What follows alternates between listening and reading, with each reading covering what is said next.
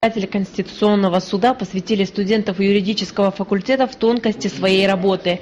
Общая цель всех собравшихся – это как можно больше узнать свои права в области законодательства, а особенно порядок рассмотрения обращений граждан в органы государственной власти и органы местного самоуправления.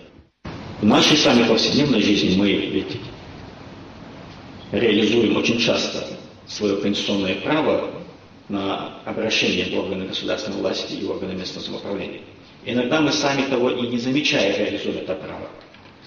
Просто, например, придя на прием к какому-то должностному лицу, обратившись в какой-либо орган за получением информации, за получением содействия в реализации своих прав и свобод, мы тем самым реализуем свое конституционное право.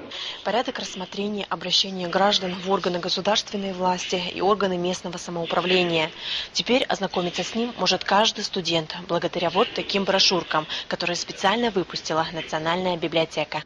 Преподаватели поддерживают инициативу проведения таких встреч и считают, что законы должны знать все, так как люди, подкованные в теме юриспруденции, могут не только легче и быстрее решать свои вопросы и проблемы, но и предотвратить их вовсе. Тот факт, что очень много обращений и в органы госвласти, и в суд, очень много жалоб и обращений, оно наоборот нам показывает то, что люди грамотные, люди знают свои права и знают, какие органы обращаться, как защищать и как восстанавливать свое нарушенное право. Такого рода встречи, их нужно проводить больше и чаще, потому что когда проблема больше озвучивается, освещается, она намного проще решается.